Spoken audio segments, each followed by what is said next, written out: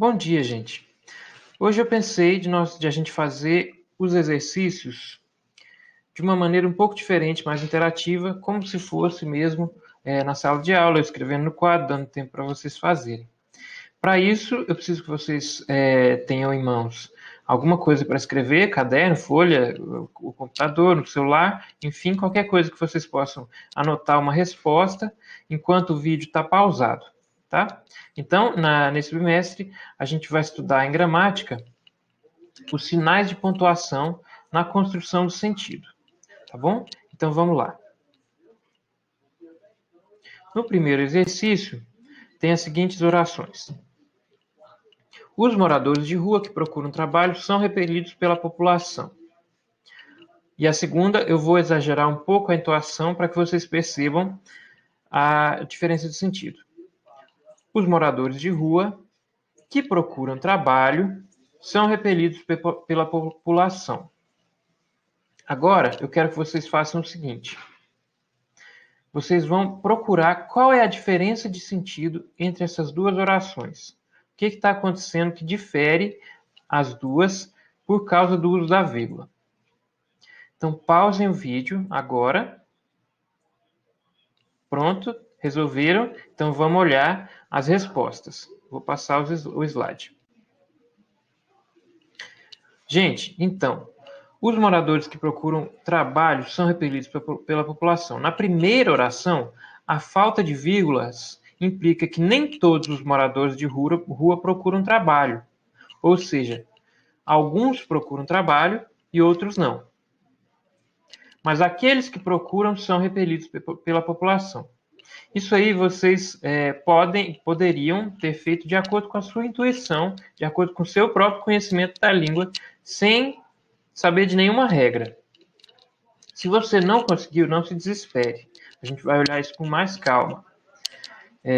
Na segunda oração, a gente vai olhar isso com mais calma nas próximas aulas. Na segunda oração, o uso das vírgulas dá o sentido de que todos os moradores de rua procuram trabalho e são repelidos pela população. Então, na primeira, alguns procuram trabalho e são repelidos, e na segunda, todos procuram trabalho e são repelidos. Esse sentido diferente, totalmente diferente de uma e de outra, é dado simplesmente por duas vírgulas. Então, daí vocês já veem que o uso da vírgula pode interferir grandemente no sentido de um texto. Vocês já devem ter trabalhado isso nos outros anos, mas a gente está retomando aqui. Essa tirinha aqui é o seguinte, vou ali comer gente, e por causa de uma vírgula, você vira canibal. Então, o que está implicado aí na piada?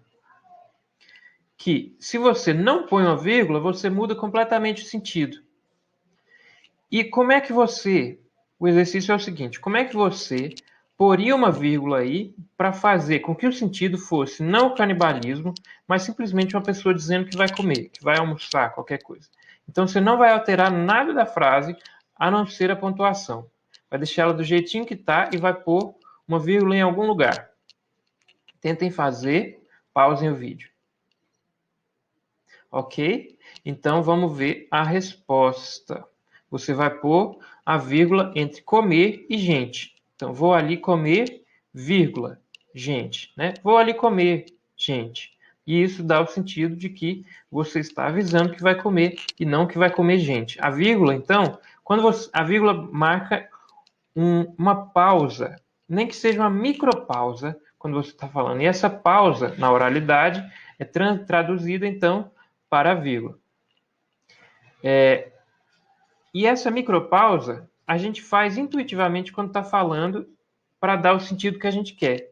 Mas quando a gente escreve, muitas vezes a gente esquece de pôr essa micropausa simbolizada pela vírgula e isso modifica o sentido de uma maneira inapropriada. Isso é muito importante na hora que você vai fazer uma prova de vestibular, uma redação, que pode te tirar vários pontos por besteira, né? Então, vamos lá para o próximo exercício. Se você não acertou nada até agora, gente, não se desespere. Tem tempo de estudar. A gente pode se dedicar as regrinhas específicas e também vai olhar alguns textos mais extensos. Então, vamos com calma. Imagine a seguinte situação. Flávia pede a Renato que vá à farmácia. Ele, porém, está ocupado e não pode ir no momento. Flávia insiste e o seguinte diálogo ocorre. Renato vai logo na farmácia comprar analgésico, espera um pouco que eu já vou impaciente. Eu falei de propósito sem a entoação correta. Leiam aí do jeito que vocês acham que é com a entoação correta. Porque se eu ler com a entoação correta, vocês vão saber qual é a resposta. E eu quero que vocês tentem fazer sozinhos. Então, o que você vai fazer? Você vai tentar pôr nesse diálogo com a letra sem negrito aí, Renato vai logo, vocês vão tentar pôr as vírgulas e os pontos nesse diálogo e talvez até outros sinais de pontuação, de modo que fique claro que a Flávia está dizendo para o Renato, para ele ir na farmácia, e o Renato está respondendo para a Flávia, ok? Então, a pontuação não dá o sentido da situação. Utilize os sinais de pontuação no diálogo acima, de modo que o sentido fique apropriado à narrativa. Ok? Se você está com dúvida, volte um pouco o vídeo, ou então releia qual é o sentido da historinha. Tá? Então, o sentido da historinha, mais uma vez. Flávia está pedindo para o Renato que ele vá à farmácia. E ela está insistindo. Ela está insistindo para ele ir na farmácia. E ele começa a ficar bravo e ele dá uma resposta para ela. Então, tem as duas falas no diálogo. Ok? Pausem o vídeo, tentem fazer. Ok, gente? Vamos olhar a resposta. Renato, então aí, além do ponto e da vírgula, a gente usa as aspas, que também são considerados sinais de pontuação. Então, Renato, vai logo na farmácia comprar analgésico. Espera um pouco que eu já vou, impaciente. Então, quando você usa a vírgula aí, primeiro, a primeira vírgula separa o Renato de vai. Isso faz com que Renato seja um vocativo, que a gente vai ver mais para frente, e o vai seja atribuído a outro sujeito. Aí eu já estou dando explicação sintática e gramatical que vai ajudar vocês na hora de fazer as vírgulas. E no final, vou, vírgula, impaciente. Então, não é ele que está impaciente indo, como ficaria sem a vírgula. Ele estaria dizendo que eu vou impaciente. Não, não é ele que está indo impaciente. Ele está chamando a Flávia de impaciente, né? Ótimo. Então, por último, a gente tem aqui um desafio. Essa é bem dificinha. Não percam a paciência, gente. São coisas para que vocês melhorem a escrita. Então, se vocês perderem a paciência, vão tomar uma água, depois vocês voltam para fazer, beleza? Então, vocês vão tentar dar o sentido, novamente, sem modificar a frase, somente utilizando os sinais de pontuação. Você vai pausar o vídeo, vai tentar reescrever isso aqui. Felipe toma banho, sua mãe diz ele que quer o banho frio. Não faz o menor sentido, né? Então, vocês vão reescrever não, vocês vão pôr os sinais de pontuação de modo que fique com sentido, que fique claro. Tentem pausar e fazer aí por 5 minutos.